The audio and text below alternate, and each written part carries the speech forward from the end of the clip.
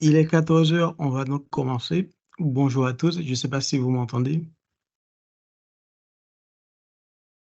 Oui, on t'entend. D'accord, merci Cassandra. Donc, bonjour à tous, bienvenue à ce deuxième webinaire de la série des 5 webinaires que nous organisons sur l'Azote. Donc, ce webinaire, normalement, il devait être assuré par ma collègue Pauline Hernandez, qui est conseillère fourrage à la Chambre d'agriculture de l'Inde, et moi-même, Gerlaine Célestin, qui est animateur de groupe et conseiller en agronomie. Donc, malheureusement, ma collègue, elle a un empêchement et ne pourra pas être avec vous aujourd'hui. Donc, pour commencer, je vais vous présenter le programme de la présentation.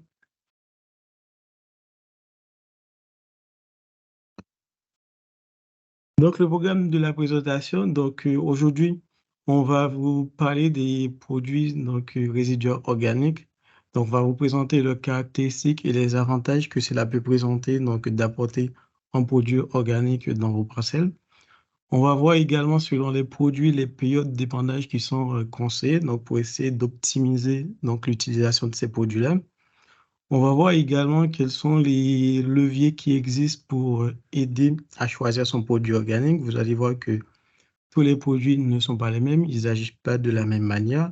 Donc, il y a des indicateurs qui existent qui permettent donc de choisir son produit organique.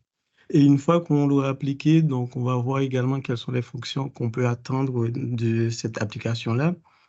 Et puis, donc, pour terminer, on verra également les différentes pertes qui sont possibles parce qu'il y a des pertes qui sont liées au stockage et des pertes qui peuvent arriver aussi pendant l'épandage du produit. Et puis, on verra les stratégies de réduction des pertes. Donc, ce webinaire, il est enregistré et sera par la suite publié sur le site de la Chambre d'agriculture de l'Inde. Pour sa bonne organisation, nous nous sommes permis de couper vos micros. Mais si vous avez des questions ou des choses éventuellement qui vous interpellent pendant la présentation, vous pouvez toujours poser vos questions ou faire vos commentaires dans le chat en appuyant sur le bouton la conversation et faire vos remarques. Et puis, on y répondra à la fin de la présentation. Donc, aujourd'hui, comme je disais, on va vous parler des produits résiduaires organiques. Donc, les produits résiduaires organiques, c'est un terme assez général qu'on utilise pour parler de l'ensemble des produits organiques qui sont utilisables en agriculture. Donc, comme ces produits-là sont riches en nutriments, ils peuvent être considérés à la fois comme un engrais et comme un amendement. Lorsqu'on va appliquer un produit organique dans son champ, son effet, par exemple, il va dépendre de la nature du produit qu'on va appliquer. Donc, lorsqu'on parle de nature, dedans, il y a l'origine du produit. Le produit peut être d'origine agricole, par exemple. Dans ce cas-là, on va parler d'engrais de ferme ou d'effluents d'élevage. Ou encore, il peut être d'origine industrielle ou issu de déchets urbains. Son origine, bien sûr, va influencer sa composition parce qu'on n'aura pas la même matière brute de départ. Et puis, le devenir de ce produit dans le sol, il va varier selon qu'il ait subi ou non des traitements. À titre d'exemple, donc un fumier de bovin, il ne va pas avoir les mêmes effets dans le sol qu'un compost de fumier de bovin. Donc, les effets aussi vont varier en fonction, bien sûr, des conditions d'épandage. Donc, est-ce qu'on applique le produit dans un temps sec ou sur une parcelle qui est humide? Et puis, ça va dépendre du contexte pédoclimatique. Si on fait une comparaison entre un engrais chimique et un engrais organique, donc on peut voir avec un engrais chimique, on va améliorer à court terme la disponibilité des nutriments dans le sol. Par ailleurs, on peut aussi augmenter le stock de certains minéraux, par exemple le phosphore et le potassium. On estime généralement pour le phosphore, lorsqu'on va appliquer, par exemple, une année donnée, donc il n'y aura que 10% qui va être utilisé par la plante qui viendra du produit qu'on va appliquer et 90% du phosphore qui sera utilisé par la plante viendra du phosphore qui était déjà présent dans le sol. Et du coup, lorsqu'on apporte un produit, un engrais chimique, donc on va augmenter à court terme le stock de minéraux qu'il y a dans le sol. Et à l'inverse, lorsqu'on va appliquer un produit organique, le produit organique, il va non seulement jouer sur la disponibilité des éléments minéraux dans le sol, mais il va aussi avoir un effet positif, que ce soit sur la structure du sol, sur l'activité biologique Et puis, donc, à très long terme, donc, il va surtout avoir un effet sur la teneur en matière organique du sol. La difficulté qu'il peut y avoir, par exemple, pour choisir un produit organique, c'est que les différentes fonctions qu'on voit là, donc la disponibilité en nutriments dans le sol, l'effet sur la structure du sol, l'humus ou l'activité biologique, toutes ces fonctions-là, en fait, vont dépendre, vont varier d'un produit organique à un autre. Donc, du coup, ce qu'il est important de faire, c'est que dès le départ, lorsqu'on va choisir un produit organique, il est essentiel de bien clarifier ses attentes.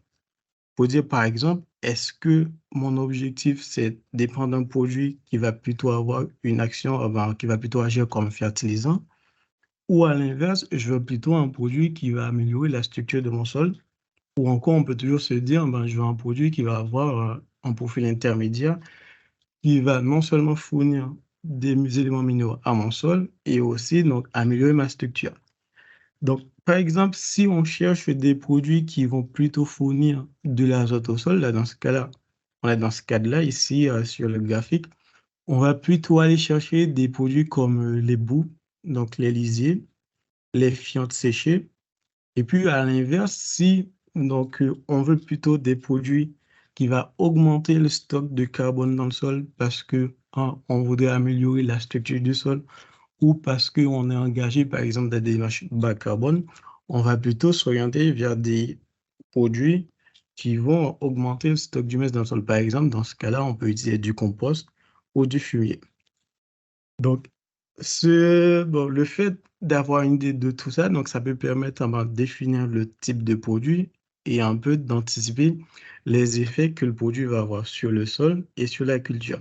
Ce qu'on peut aussi noter, donc, lorsqu'on, par exemple, on laisse sépare donc, sur une parcelle, il peut y avoir, par exemple, de la réorganisation de l'azote. Donc, ça peut créer, donc, à un certain moment, un problème de fin d'azote.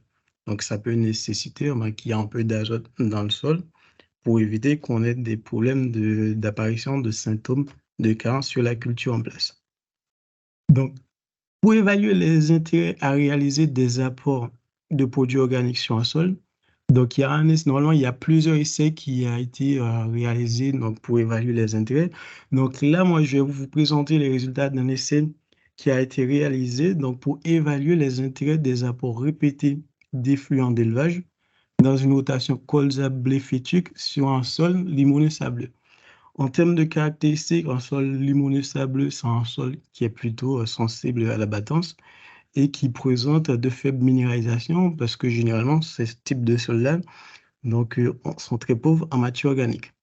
Donc, ce qui a été mis en évidence dans le cadre de cet essai-là, c'est que en faisant ces apports répétés de matière et de produits organiques, donc, on améliore la fertilité globale du sol. Donc, par là, sur la fertilité, on entend la fertilité chimique, la fertilité biologique et la fertilité physique. Donc, sur l'aspect physique, donc, comme je disais tout à l'heure, donc, ils vont améliorer la biodisponibilité en éléments nutritifs dans le sol. On augmente le stock de matière organique dans le sol. Et aussi, on améliore les caractéristiques physiques, comme par exemple le pH, la CEC. Sur la fertilité biologique, donc le fait d'apporter des effluents d'élevage, ça peut permettre d'augmenter la biomasse microbienne et la population de vers de terre qu'il y a dans le sol, et du coup, avoir des effets donc, bénéfiques sur la fertilité biologique donc, par le biais de ces organismes-là. Donc, comme je vous disais en termes de caractéristiques de ce type de sol, donc c'est un type de sol qui est plutôt sensible à la battance. Ce qu'ils ont mis en évidence, c'est qu'il n'y a pas forcément de modification significative donc de la structure du sol en surface, mais par contre, donc, on réduit quand même la sensibilité du sol donc, à la battance. Donc, ça montre en effet que l'apport de matière organique sur un sol, donc ça peut avoir des bénéfices, que ce soit sur la fertilité physique, biologique et physique.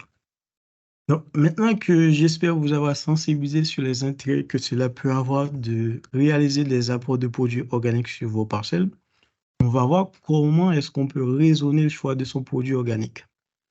Comme je vous disais tout à l'heure, donc, la première chose qu'il faudrait peut-être faire, donc, c'est de bien clarifier ses besoins. Est-ce que je veux un produit qui va améliorer donc, la structure de mon sol? ou est-ce que je veux un produit qui va agir comme un fertilisant ou plutôt un produit qui a un profil intermédiaire. Donc, une fois qu'on a fait ça, donc on peut regarder la composition des produits. Donc là, donc il y a un tableau qui présente en gros la matière sèche qu'il y a dans le produit, le pH, le carbone organique, le CSUN, l'azote total. Donc ce tableau, donc le document de la présentation sera disponible, sera mis en ligne. Vous aurez la possibilité d'aller le regarder pour voir un peu les chiffres. Donc, mais ce qui est important de noter, c'est que dedans, lorsqu'on choisit les produits organiques, par exemple, si on les choisit dans un objectif de fertilisant, donc on peut regarder la quantité d'azote totale que le produit apporte. Donc, prenons un exemple, un agriculteur qui décide d'apporter du lisier de porc sur sa parcelle. Donc, cet agriculteur-là, il dit, moi, je vais apporter 35 tonnes de lisier, donc grosso modo, donc 35 tonnes de lisier de porc sur une parcelle.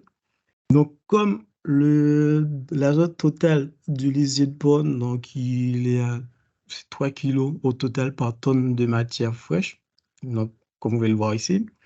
Donc, lorsqu'il va apporter les 35 tonnes de lisier, au total, ça va lui faire environ 100 kg d'azote total.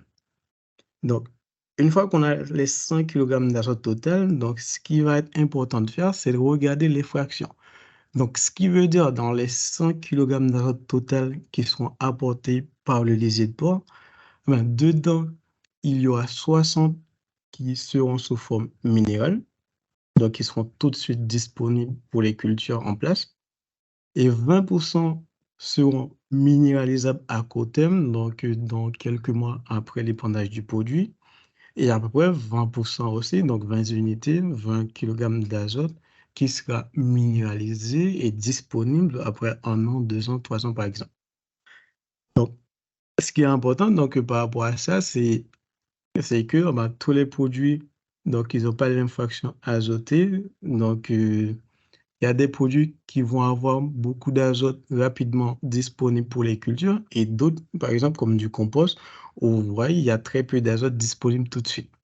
Donc, ça permet quoi? Ça permet, en ce sens-là, de définir les périodes d'épandage.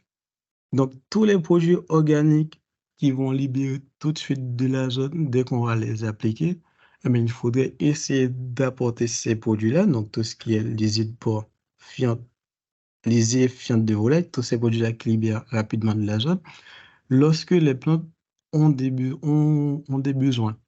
Donc, je veux dire par là, par exemple, sur un blé, donc on sait que le blé, donc ses besoins, c'est surtout en sortie d'hiver qu'on va plutôt avoir des besoins. Donc, ces produits-là, il faudrait plutôt les apporter en fin d'hiver ou au printemps. Donc, et en lien avec la réglementation, dans un souci de respect environnemental aussi, donc on va essayer de ne pas les appliquer donc, à l'automne parce qu'à l'automne, donc, on a plus de risques de lixiviation, donc de perte de fuite du nitrate dans les eaux. Donc, tous les produits qui vont libérer tout de suite de l'azote, on va plutôt les apporter donc, fin hiver et au printemps. Et à l'inverse, le compost, comme il n'a pas beaucoup d'azote, il ne va pas libérer tout de suite beaucoup d'azote, on peut se permettre de l'apporter à l'automne.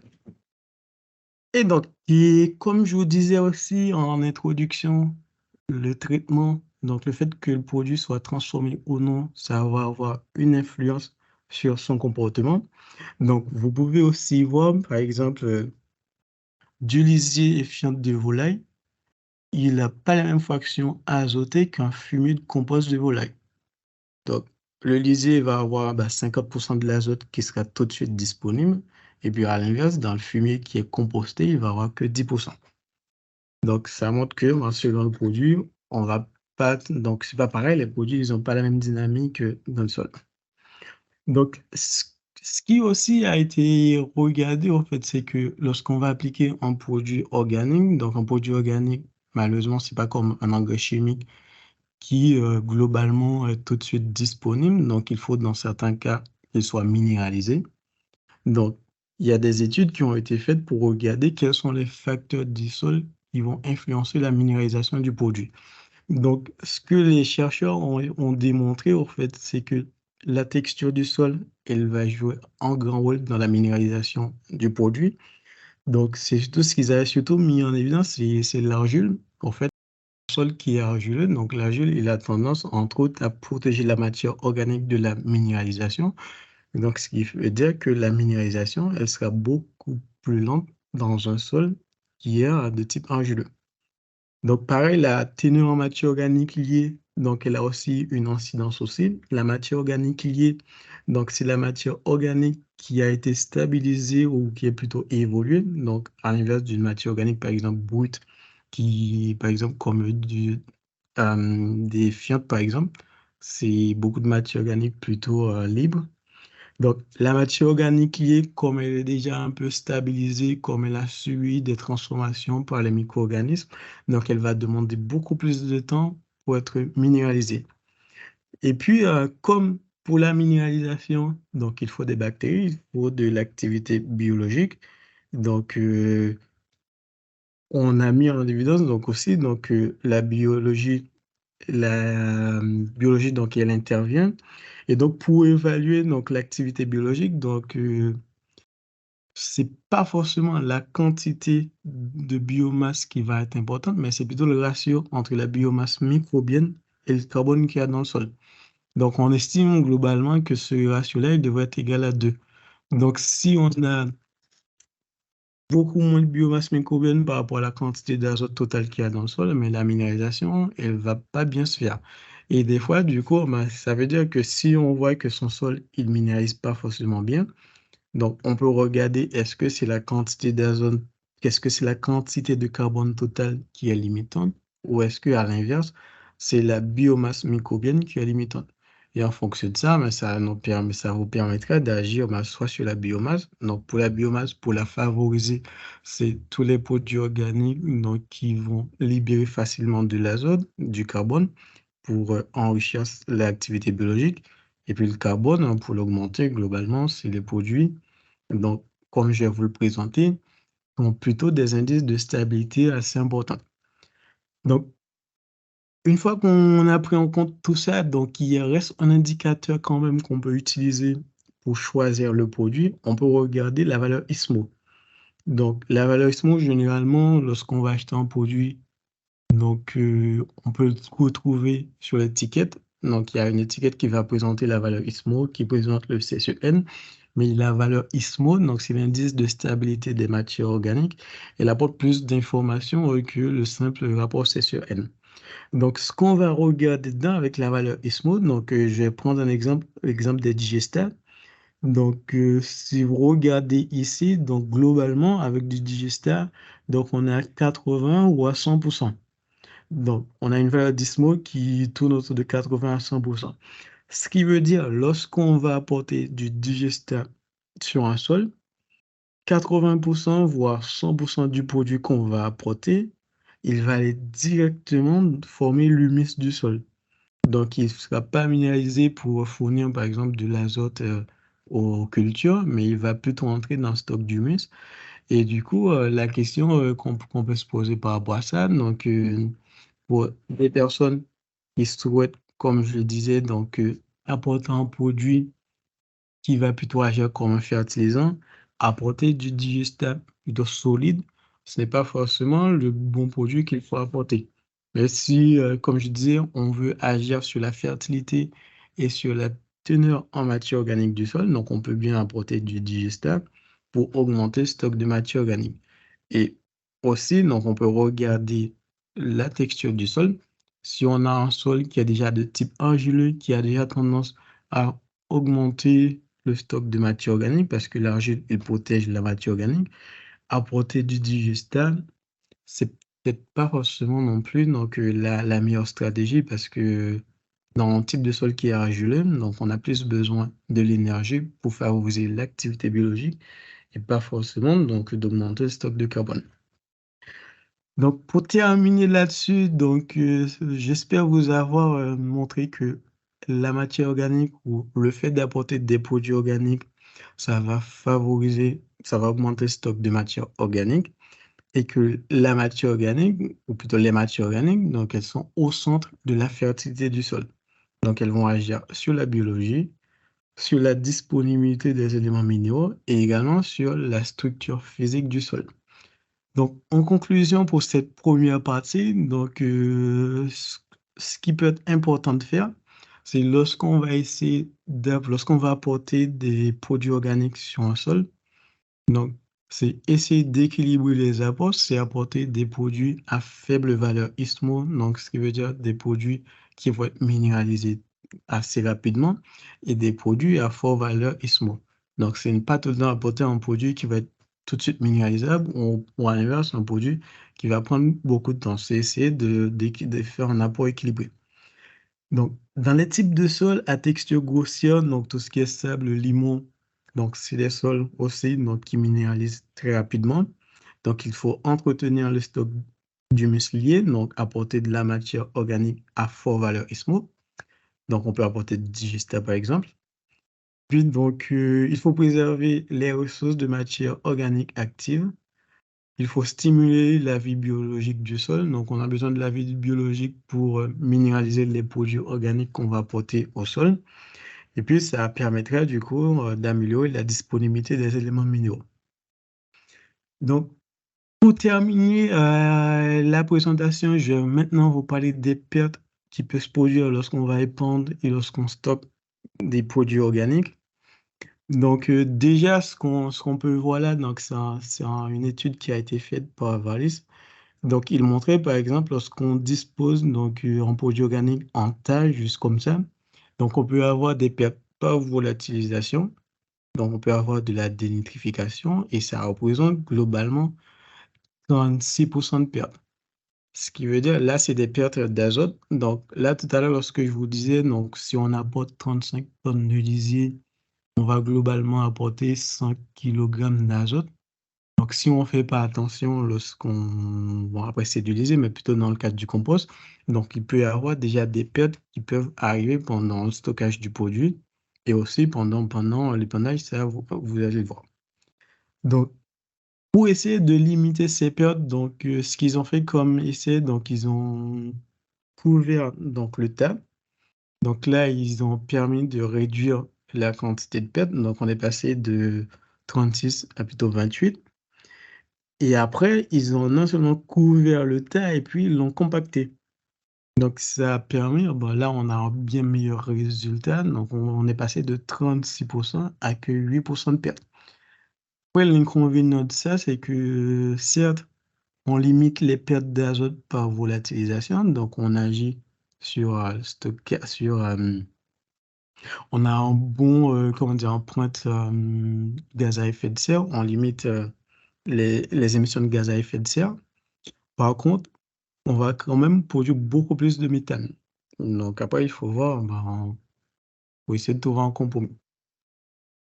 Donc les pertes, donc ce qu'ils avaient remarqué, donc sur différentes pertes là, donc elles se produisent principalement au cours du premier mois de stockage.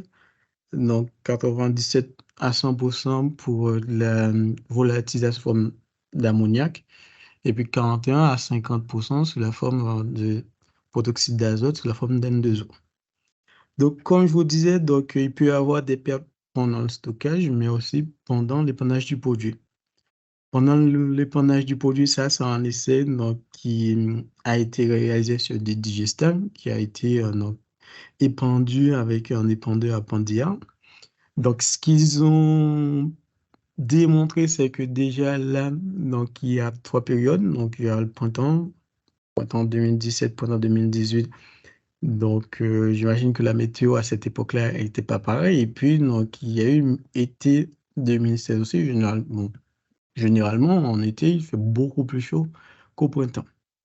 Donc, ce qu'on peut voir par rapport à ça, c'est que la période d'application, la période d'épandage va agir, va avoir un effet sur la volatilisation. Donc, si on apporte le produit en été, donc on a un risque de perte par volatilisation qui est beaucoup plus importante. Donc, ce qu'ils ont aussi combiné là-dessus, donc dans cet essai-là, donc c'est que le produit, donc ils l'ont enfoui. Donc, une fois qu'ils l'ont répandu, ils l'ont enfoui 48 heures après. Même après avoir enfoui le produit, donc 48 heures après, donc on a quand même des niveaux de perte qui sont élevés. Donc, il y avait aussi une modalité. Donc, par exemple, là, c'était en été 2016, on fait 48 heures après.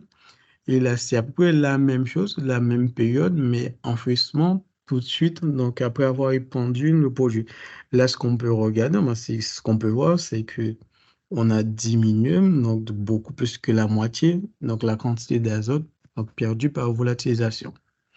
Donc, ce que je voulais vous montrer par là, c'est que, donc certes, avec les produits organiques, donc on peut apporter donc de l'azote, ça peut permettre en partie de substituer une partie de l'azote qu'on va apporter sous la forme minérale par de l'azote organique. Mais quand même, il faut prendre en compte donc les pertes qu'il peut y avoir, c'est essayer de les apporter dans de bonnes conditions et puis bon, de les enfuir par exemple parce que ça peut permettre de limiter les pertes. Donc, il me vous reste à vous remercier pour votre présence donc, au webinaire. Donc, maintenant, je vais voir si vous avez des questions ou plutôt si vous avez fait des remarques. Oui, globalement, il y a une différence entre le digestat liquide et le digestat solide. Donc, avec le liquide, donc, il va y avoir bien sûr beaucoup moins de matière sèche qui aura besoin d'être minéralisée. Donc, l'azote, comme c'est du liquide, donc l'azote sera disponible donc, assez rapidement. Donc, ça en produit, par exemple, comme je disais, donc on peut apporter donc, au printemps, lorsque les cultures en ont directement besoin, lorsque les besoins des cultures sont là.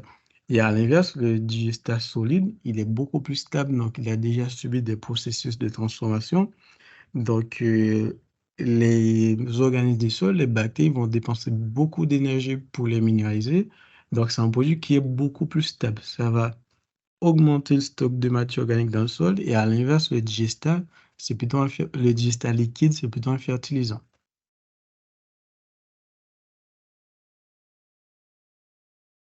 Je sais pas s'il y a d'autres questions, mais ce que j'ai fait, je vous ai laissé nos coordonnées. Donc, par exemple, si vous avez des questions d'abord d'engrais organiques sur des prairies, par exemple, dans ce cas-là, vous pouvez contacter ma collègue Pauline Hernandez donc, à ce numéro-là.